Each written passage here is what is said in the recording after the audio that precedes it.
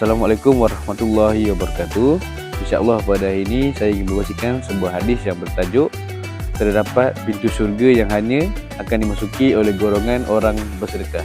Hadis daripada Abu Hurairah radhiyallahu anhu bahawa Rasulullah SAW bersabda, "Wa man kana min ahli sadaqati min babis sadaqati", yang bermaksud jika dari golongan yang gemar bersedekah akan dipanggil dari pintu sedekah. Riwayat Al-Bukhari.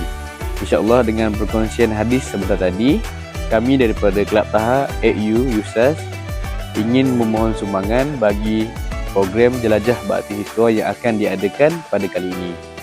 Sumbangan daripada pihak tuan-tuan dan perempuan akan dibahagikan kepada golongan asnaf dan kelangsungan program.